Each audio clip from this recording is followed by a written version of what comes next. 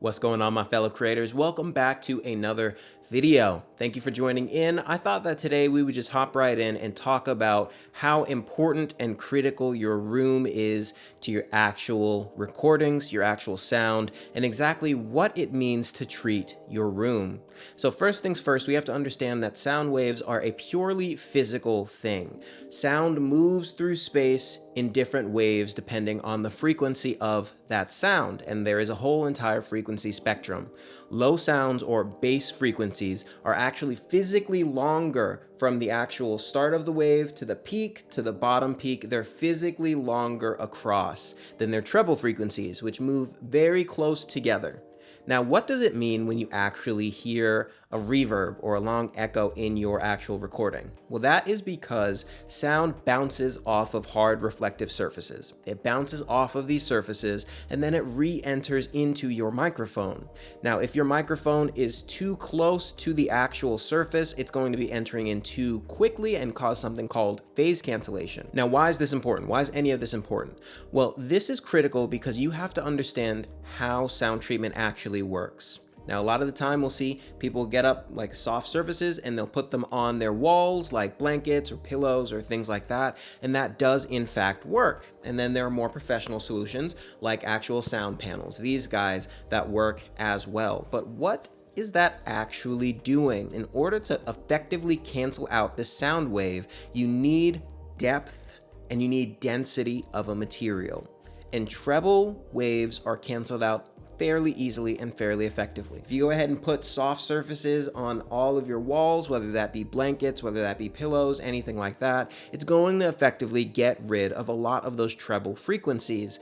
But the issue is that the material is not dense enough to actually cancel out bass frequencies. These bass frequencies are very long, and the actual density of the material needs to be a certain length to effectively cancel or combat those bass frequencies getting through and then bouncing back out. Now, what does this all mean? If you go ahead and put all of this stuff in your room and you get a dead sounding room, if you're not actually taking care of those bass frequencies, what you're going to end up with is a very boxy sound. And that's because the only thing reverbing around is going to be those bass frequencies. And even if you don't hear them, your microphone is going to pick up the reverb of those pure bass frequencies. And that's what leads to a boxier sound. So what can you do in order to actually effectively treat your room?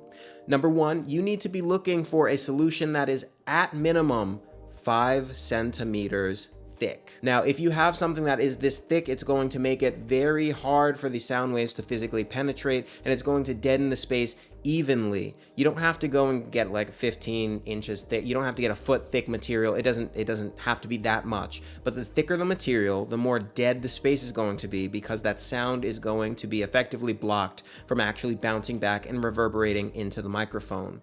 The other thing that you have to understand is that you are no way, shape, or form soundproofing your environment.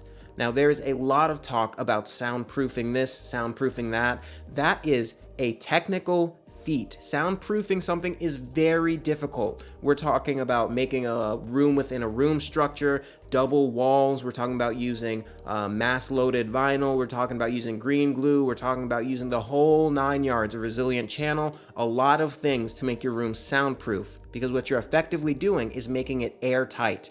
Any space that air can get in or out is going to transmit sound in or out of that room. You don't want something that's soundproof. You want something that is sound treated. So the most effective way is to, once again, look for something that is at least 5 centimeters thick. That way it's going to actually capture and cancel out those bass frequencies as well. And you also want to either get it handmade or you can make it yourself.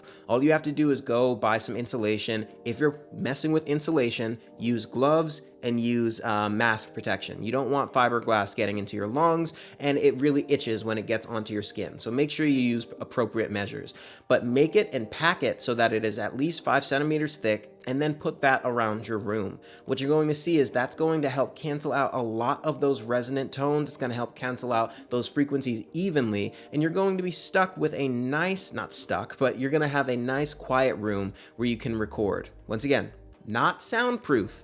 is just gonna make it so that the echoes aren't getting back into your microphone, messing with the recording. But that is how you actually go about getting a nice sound treated room. Hope that this helped. Hope that you guys got something out of this, and I will catch you in the next video.